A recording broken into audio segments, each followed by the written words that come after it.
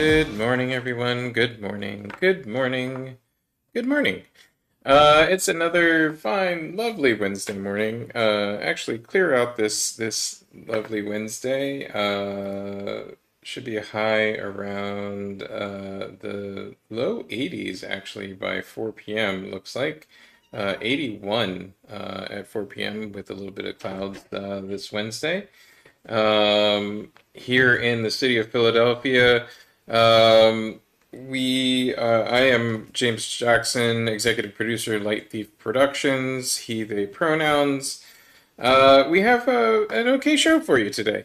Lots of stuff been happening in the past week. As always, our special guest couldn't be here today, but we'll talk about some Philly theater stuff anyway, and should have a pretty good, pretty interesting show for you. Just trying to see if everything's going wonky today. I don't seem to see my live video on Facebook. For some reason, it never seems to be showing up for me anymore, and I don't know why that is. It's very weird because I know we're live. And I can actually tune to it, but it's not going up into the. Yeah, it's there. It's just not going up into the the event automatically. But anyway, welcome viewers, and thanks for watching. Um, what's going on in Philly theater? This is the last week was Philly Theater Week. Pretty successful Philly Theater Week. We had lots of people out and about, seeing new and remodeled content from theater groups that have had the last 18 months to 2 years to plan their theater week shows. But much like everyone else, our theater week shows didn't necessarily get planned out during that break because, who knows when we're going to be coming back. And so a lot of our theater companies and folks that put on those shows for you really had a compacted amount of time to program them. I'm the president of the PDC in addition to my job duties as the executive producer of Light Thief Productions. And the PDC is the Philadelphia Dramatist Center. It's a nonprofit organization. And we present plays, but primarily our nonprofit is geared towards providing writers the opportunity to learn how to write and to create content from the inception of it all the way through seeing it on stage. Being a nonprofit organization, we do a lot of things as a board. To continue the organization's health and well-being, and that this theater week included kind of rushedly producing our festival, which we titled Nowhere Now Here. Looks cooler in text, but what do you expect from a group of writers? Nowhere Now Here was plays themed on the exploration of time and space and belonging, and it was directly correlated to the fact that we have for the past 2 years been in a new space for all of us. It's different. It's unique. It's unique in the history of mankind, really, that even though we're all trying to avoid catching a deadly virus, we have the opportunity to join each other virtually or have conversations on the internet. Have direct one-on-one or one-on-multiple or multiple group interactions, even though we can't be in the same physical space. And that's kind of a cool thing, kind of a unique thing about the current state of affairs in 2020, in the 2020s, and it's now 22, and we have faced the last 2 years with the ability to um, really change the narrative of what being isolated or being at home is. There are still those things that require in-person interaction. You know, you can't go to a restaurant with your friends without being in close proximity to each other and sharing air, being up close and personal, etc. And you can't attend a theater piece in the same way. You know, you have to be in the same place with the other patrons. But we have started offering live streaming events. We've created environments where getting delivery food is normal. There are a lot of things that we've done to try and make our current modern lives easier and more accessible to everyone. And I, for one, don't want to see that accessibility go away. So, as part of Nowhere Now Here, I voluntold my company, Light Thief Productions, to live stream the PDC's event. We literally live streamed every night of the show, of the live show, so that we could have audience members join us virtually. You know, the even though we've been working out this technology for, excuse me, sorry, even though we've been working out this technology for 2 years, it isn't always perfect. Even in the advent of the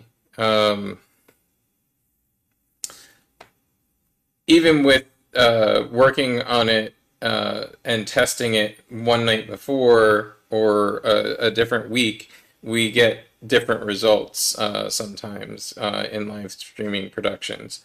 So it's you have to bear with us as uh, presenters when things don't work out well. And I found that audiences are pretty amenable to that, and they've given us the room to experiment and try new things, while at the same time maintaining the expectation that they can experience they can have the experience of the show without interruption.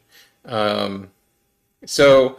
Uh, when interruptions happen, it's important that we as presenters do things to make those presentations come through to you. But it's not always that everything's going to go 100% perfect. Um, at any rate, this is all just to say that as an organization, the PDC, and as president of the PDC, and as a producer here in Philadelphia, I don't think that providing live streaming services should ever go away, or live streaming versions of your shows should ever go away. It's just too much of an accessibility question at this point. live streaming makes your shows completely accessible to your entirety of your audience, whether they can show up in person or not. And while there may be glitches here and there, it's better to give people the opportunity to see your show than to exclude anybody in the first place. Giving people the opportunity to see it is paramount. Um, so Theater Week had a lot of these opportunities, had a lot of virtual opportunities, had some concessions toward accessibility as part of the application process to be part of Philly Theater Week. They asked us to submit the accessibility of the venues that we were going to, and things like that. So it was a pretty interesting return to in-person events. Almost every company that participated in Theater Week had some in-person element to their event. And having those in-person events had significant demand. There were people that came out to see our shows, and there were venues that were filled. This is, last week, so there was no mask mandate. Um, there were no requirements to check vaccination rates, etc. But in having those events, in having that demand met, to have people available in person, we did see in the city of Philadelphia anyway, infection rates increase 50%. So um, an infection rate increase of 50% might not seem like a big deal when you're talking about individual numbers. So going from, a small number of infections to another small number of infections may not seem like a big deal, but what you are looking at really is, from the statistician's point of view, you're seeing an upward trend. Um, Anybody who's done any uh, equities trading, or stocks and bonds trading has experienced this. If you're looking at a stock that's worth 2 cents, and it's suddenly worth 3 cents, well, it increased by 50%, and that shows a trend towards upward mobility, and it might be a good time to consider buying that stock because it might be shooting through the roof. It might be 5 cents the next day, and it might be 20 cents the day after. That's how exponential growth works. And that's what the Philadelphia Department of Health is trying to avoid, is this exponential growth, which is what we've seen in every wave of this pandemic. So it's frustrating to me as somebody who relies on gathering large numbers of people in small spaces um, to make my living, and as somebody who really likes the ability to gather with other people and commune with other people. I mean, that's the whole reason why I created this show in the first place, because I had a lot of friends who, were missing the ability to actually talk with one another.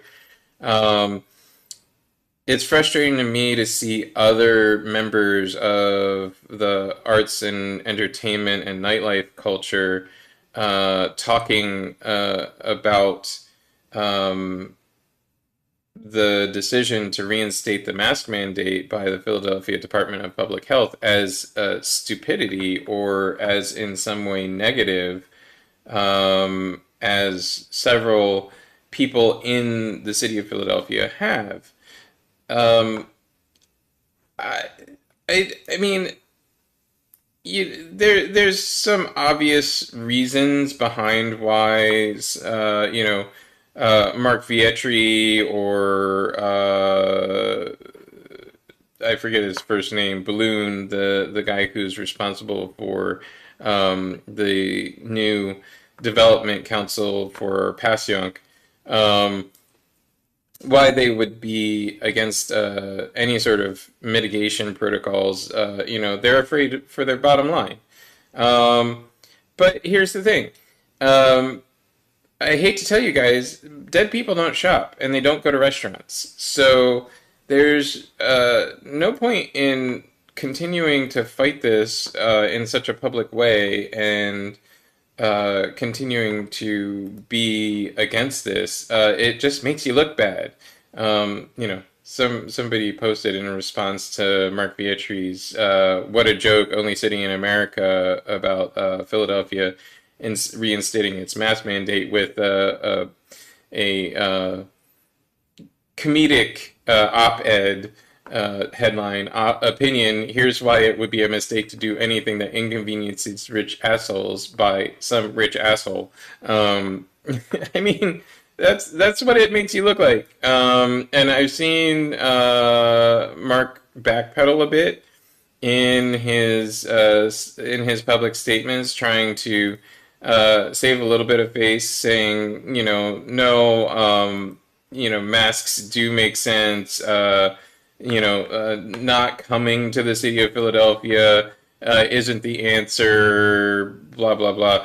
Um, when you start out with just being a complete idiot about it, nobody's going to listen to your fallbacks on it. But anyway, um, so the this may have been kicked off by the Pennsylvania Restaurant and Lodging Association, who released a statement just after the Philadelphia Department of Public Health statement reinstating the mask mandate, saying that they were dismayed that they weren't consulted on the timing and approach to mitigating COVID-19. Hey, guys. I hate to tell you, but your restaurant tours and lodging vendors, you're not epidemiologists or any sort of scientists whatsoever, or any sort of expert in medical decisions, or um, even anyone who has a passing familiarity with anything other than food safety. So, why do you think that you would be consulted in any sort of way on the timing and approach of a citywide measure to mitigate the spread of COVID-19? I mean, I, I run multiple theater companies. We weren't consulted, and I wouldn't expect that we would be, even though it directly impacts our business just as much as yours. Lots of arts and entertainment and things that gather people, large numbers of people in small spaces, like I like to say, have been impacted and continue to be impacted by this pandemic. And no matter what any of us says, the pandemic doesn't give a shit. The pandemic is still here. It's still spreading. There are still people catching it. The more people that catch it, the more variants come out. The more variants that come out, the more boosters we're going to have to get. The more times we're going to have to shut down. The more times we're going to have masks. The more times we're going to have to, socially distance. Just who cares about a mask mandate? It's just the government telling you, hey, it's a pretty good idea to wear a mask today because there's a lot of particles in the air that can make you very sick.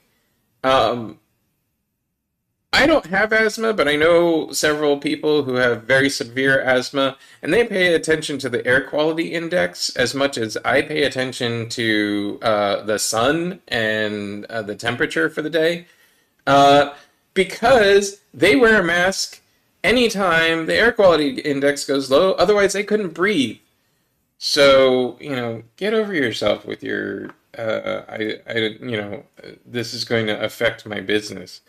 Um, also, a lot of people have been saying, "Oh, we're the only city in the United States that has maintained a mask mandate."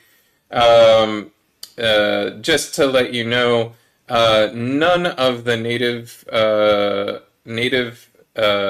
areas, the Navajo Nation, other native and Aboriginal nations in the United States have stopped their mask mandates. They have all maintained their mask mandates, and they are still masking. So we're not the only city. We just happen to be the first one that's run by the U.S. government that is adding a mask mandate back into the thing that we do to try and mitigate the spread of a deadly virus. That's, my rant on that for the day.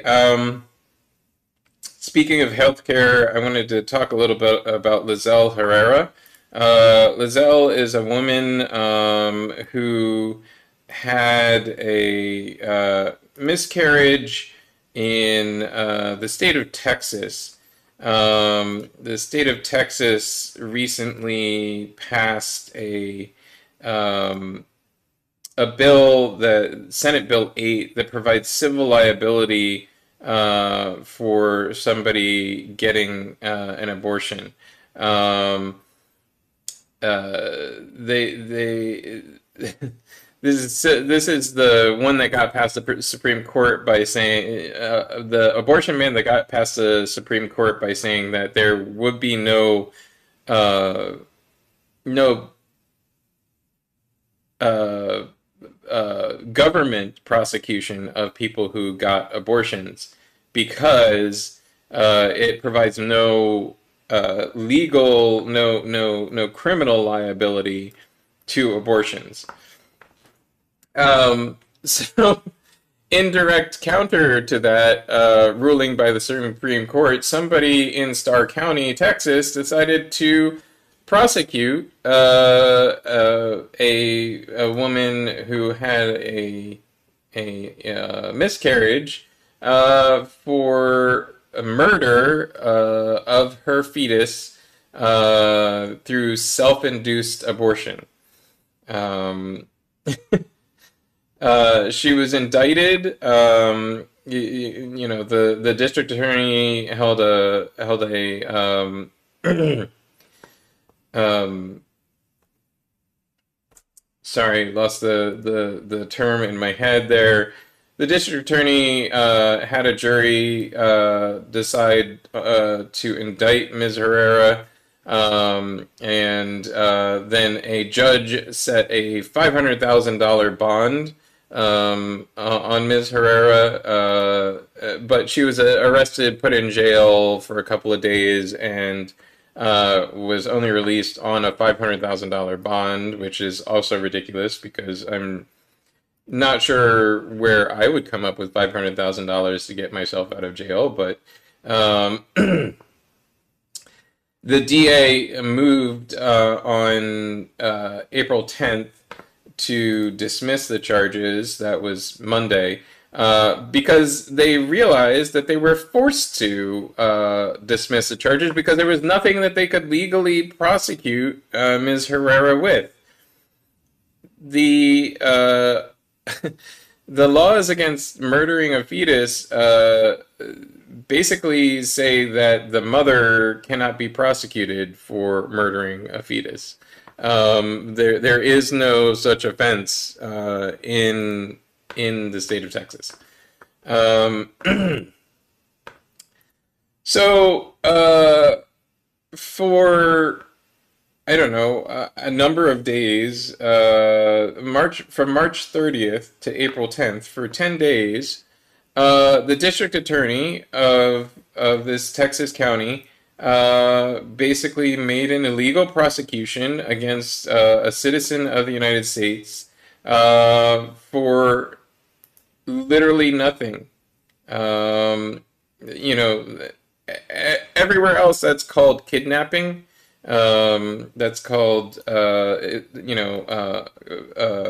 unjust prosecution. It's called illegal arrest. But yeah, uh, and then, on April 12th, Oklahoma's governor signed a bill that makes it a felony to perform an abortion. The law makes no exception for rape or incest. Um, I don't know where these people are going, where they're coming from, but they're not part of the country that we seek to have. At least I don't think so.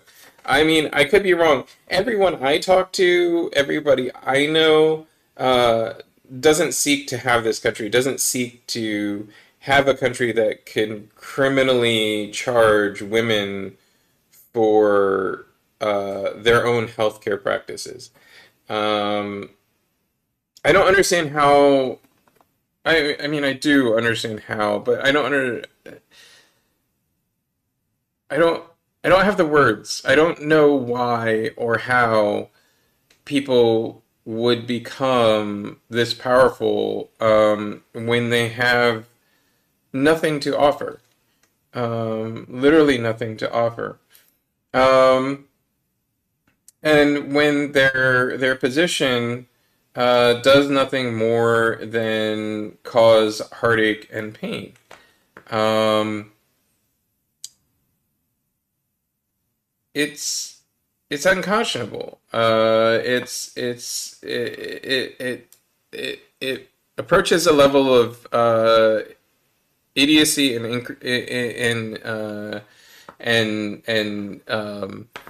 incredulity that I can't even figure out how it exists in this reality, much less how people are able to express this in a public forum. There was an incident recently. Somebody was saying that she's not anti-mask. It was in one of these threads about the new mask mandate. She's not anti-mask, but she's not pro-mask mandate either. Um, because there's something wrong with the vaccines. The virus keeps spreading, and we all got vaccinated, and we all got boosters, and people still catch it, and the masks aren't working, and blah blah blah. First of all, let's get rid of some myths here. Masks are working. Um, the transmission rate of the flu virus this year was so significantly lower that doctors realized that wearing masks regularly during cold and flu season would probably be a good idea. Um, the COVID rate went down with masking and social distancing, and then went down further with the more people getting vaccinated. But there was a long lead time. And I think people have goldfish memory sometimes, perhaps. Um, or it's just, a difficult thing to contain all of the little details um, uh, of an incident in their head. Um,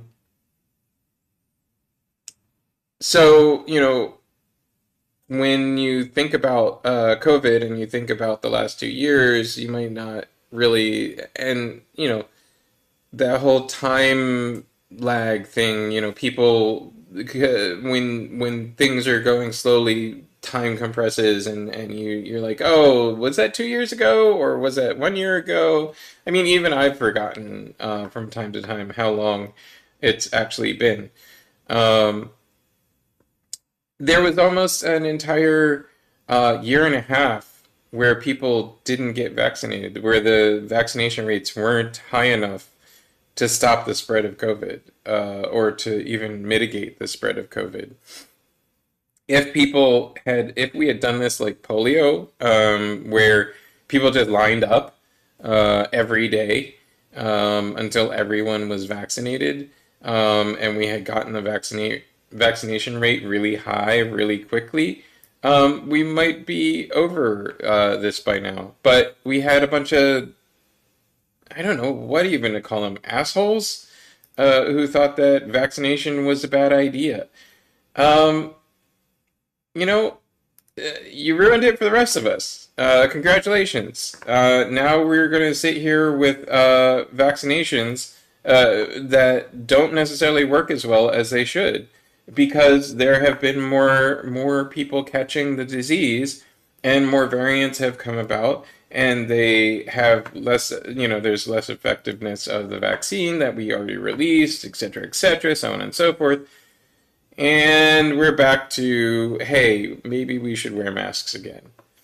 So, for what it's worth, the city of Philadelphia, the Department of Public Health, released a guideline that masks will once again be required indoors in public places, and you should be wearing your mask when you're indoors with other people, just to slow the spread of COVID, and mitigate some of the risk involved in COVID. Um, I keep hearing people saying, oh, people should decide their own risk. Let me tell you something. People are really, really bad at deciding their own level of risk. Like, really bad. That's why we have seatbelt laws. That's why we have shoe laws, like wearing shoes in a public place. That's I. That's why we have signs that say all employees must wash hands after using the restroom.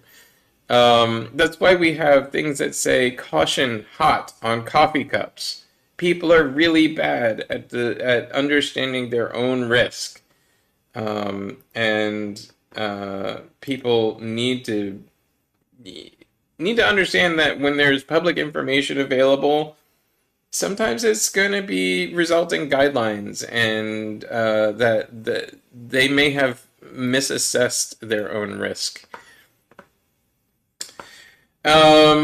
Speaking of misassessing your own risk, David Mamet is a playwright, movie maker, author. He recently went on Tucker Carlson's show to accuse all teachers of being pedophiles. That's right, folks. If you're a teacher, you're a pedophile. Which is interesting because Mamet and his mother were both public school teachers for a long time. There's a great comment that was written about this incident, and I'd just like to read it because it is brilliantly written, and I don't have the ability to reword it in a way that would not go towards would not be exactly what the original author wrote. Miguel Sandoval on the Deadline article in a comment wrote, there are indeed three David Mamets, publicly speaking. There is the provocateur who imagines himself as a Norman Mailer did, less than authentic, but a closet rabble-rouser who knows what buttons to push for self-aggrandizement and publicity. Then there's the great playwright whose sour influence has brought us both the worst of Neil LaBute and the best of P.T. Anderson. A once strong writer dancing around any understandable political ethos but firmly letting us know he's right of center. And then finally, the huckster. The character he once wrote about and now embodies, impetuous of the audience, arrogant without substance, baiting his admirers knowing they will offer the weakest fight. Note the Bill Maher interview skip to page 2. This is during his, as an aside here, he went on Bill Maher's show as well, and whoever thinks that Bill Maher is liberal or center is not correct. But Bill Maher asked him about his statement, and on that show, which is ostensibly liberal, uh, Mamet's said that he misspoke, and on page 2, so he should, everybody who reads the book should skip page 2. I guess that only goes for liberals who would disagree with his assertion. Note the Bill Maher interview, skip page 2. This is pure Glengarry Glen Ross bullshit. It's like telling a friendly crowd, don't look up. This is salesmanship. As the convertible rush out to buy his latest ego-soaked opus, all in an effort to look up. He's gone from surprising and original voice to privileged con man, a self-parody of those things he cleverly taught us and occasionally warned us about by creating memorable characters. This is back when he engaged the culture as a participant and not a finger-pointing backseat conservative. As the character Teach memorably states in American Buffalo, guys like that, I like to fuck their wives. This man knows predators. Teachers ain't it. Unless the crowd calls for blood. It's just, it's fascinating. Why is every conservative statement an admission of guilt? I don't know. I don't know where you would develop this idea that teachers are predators and pedophiles, other than having felt that way himself during his career. That's all I got. I mean, that's what I got for that.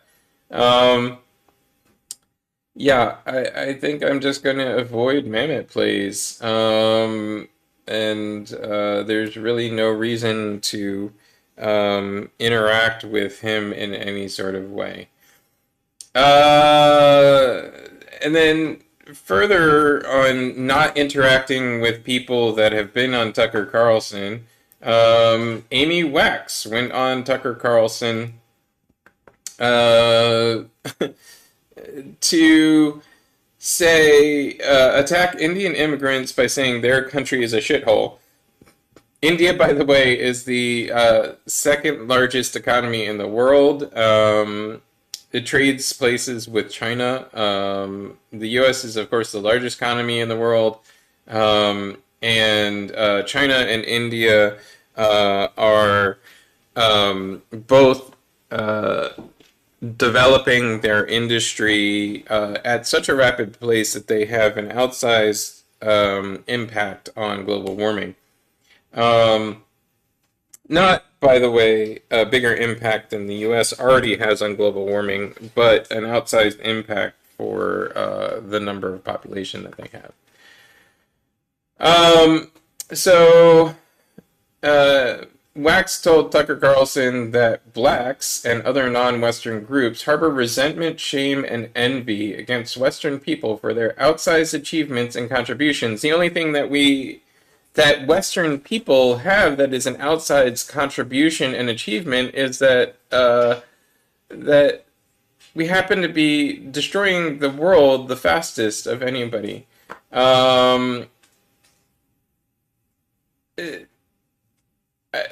As a black man, as a mostly non-Western person, I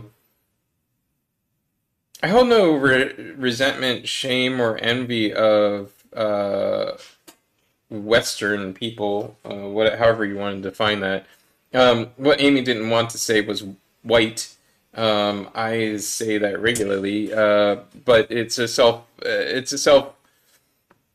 self-identifying statement. There is no such thing as white. Ethnically, there is no ethnic or geographic region that defines whiteness. It's a flexible term created by racists in the first place to give them the ability to say they were better than other people and to selectively include certain people in the realm of whiteness.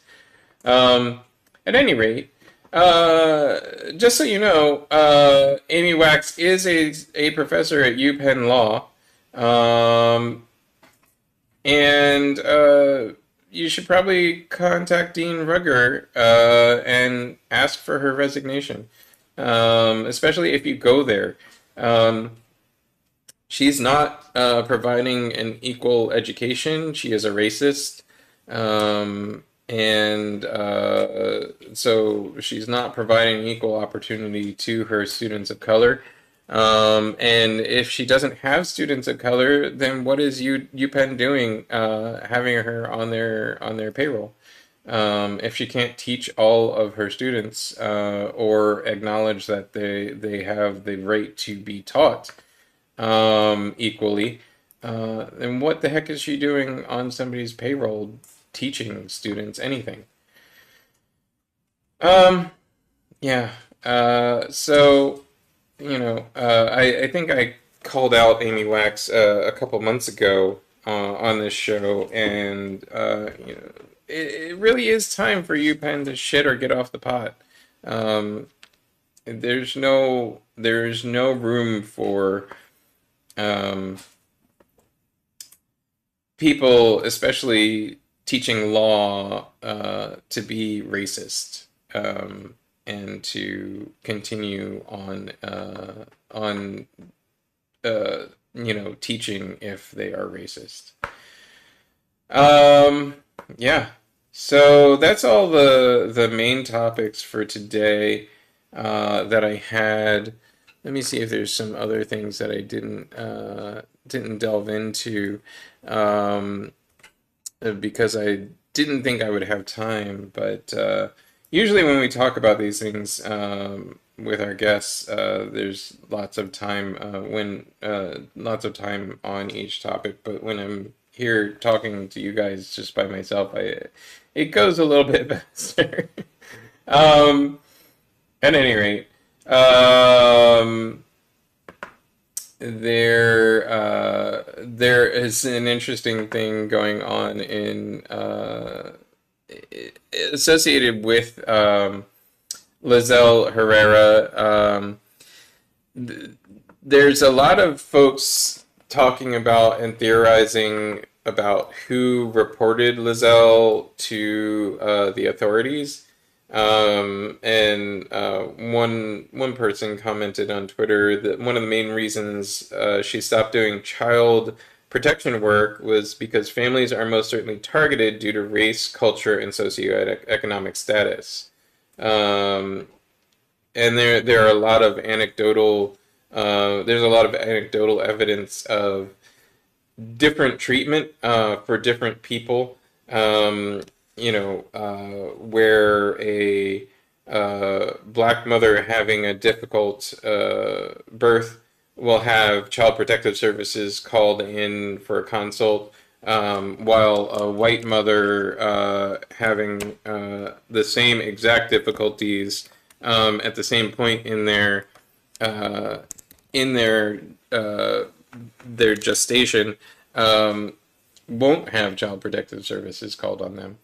Um, Black mothers having to fight to regain custody of their children after Child Protective Services having taken them away for things like using prescribed drugs that the doctor prescribed them during their pregnancy, knowing that they were pregnant, but that they were having complications and they needed to use prescribed drugs in order to avoid a miscarriage. You know, little things like that. Um, yeah. Uh, Montreal is interestingly closing 10 streets to pedestrian only for the next 3 summers. Um, Be a cool thing to do in Center City, I admit. Close down parts of Sansom Street. There's parts of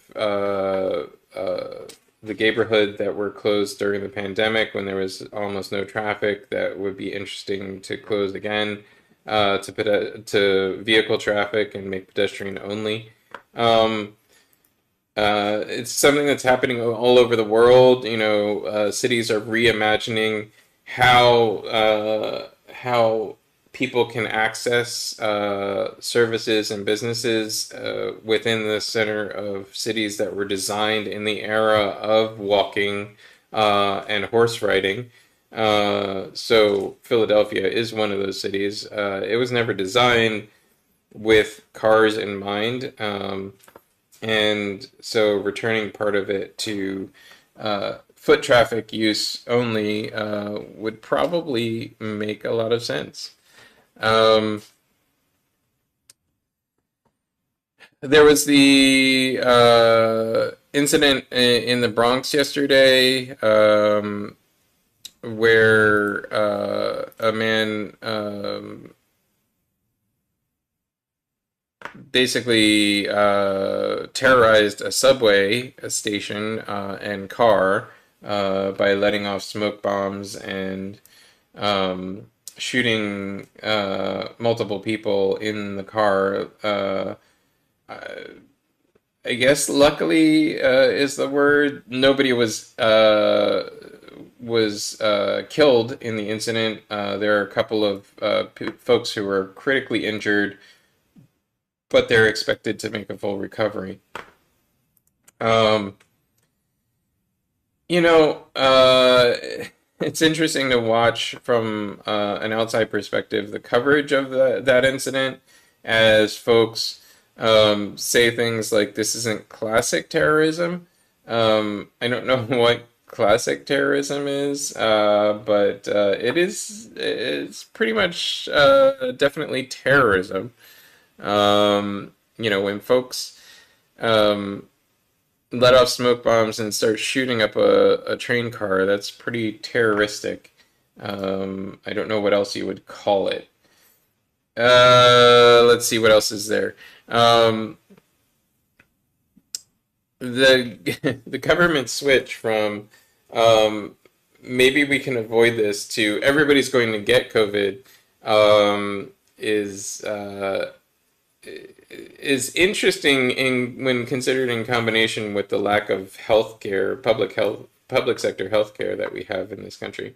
Um, Perhaps before saying that everybody's going to get a potentially deadly virus, we should consider providing healthcare. If you don't, that just means that being poor is a death sentence. And I don't know.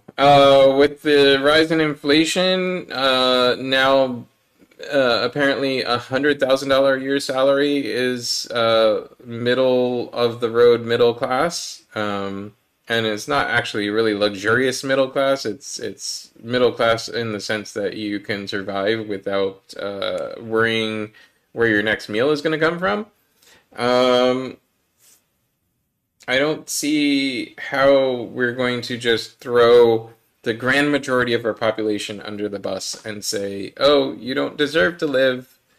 Um, I don't know. I never thought that. Growing up, I always thought that Charles Dickens was a little bit ridiculous. Um,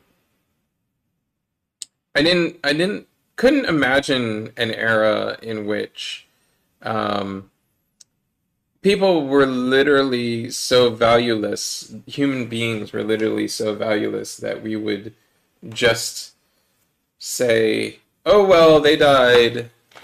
Um, and yet, here we are. We learned nothing from the Industrial Revolution. We learned nothing from the multiple waves of killing, people. And when will we be able to learn those things? When will we be able to get to a place where we take care of each other? maybe this is just a swing. Maybe, in the pendulum of public opinion, um, we've hit the counter swing of folks being more concerned with themselves than with others. And maybe we'll swing back. Um, Hope we swing back. That's the best I got. Um, in the meantime, be good to the people around you. They usually deserve it. And even if they don't, you might make their day better enough that they treat somebody else nice. Um, yeah, that's what I got for this week, folks. It's 10:54. I'm gonna wrap up the show here in a couple minutes. I would like to thank you all for watching. I know just watching me talk for an hour can be a little bit boring, but hopefully I brought some attention to some topics that maybe you hadn't heard about, that you might be interested in looking into, that piqued your curiosity, etc. Next week, we should have TJ Jacobs with Ragnar Ruckus, a Norse mythology puppet show. And that will be the last show we have before our short break. We'll be taking, I believe it's a 6-week break. And so we'll be back here next Wednesday, the 20th of April. And then the show following that will be in June, the first week of, yes, June. So we will see you back here next week on the 20th of April. We hope that you've enjoyed the show. If you like what you see, please consider joining our Patreon, patreon.com/lightbeefproductions. Subscribe to us on Twitter, Twitch, Mobcrush, Facebook, YouTube, all the places that we go out to. Hit the like button on any of our broadcasts. Hit the subscribe button. You'll get notified when we go live. And we go live other than just this show. We do bring live content from breaking news events and stuff like that, especially if they're in the city of Philadelphia. And we will continue to do so. Let us know if there's anything that you want to see in specific or any shows that you want to promote. We'll schedule you as a special guest. And let us know if there's anything else that we can help you out with. Light Thief Productions is a full-service production company. We do events, we do theater, we do all kinds of things, and really hope to help you with any projects that you might have. At any rate, thanks for watching, everybody, and have a good rest of your week.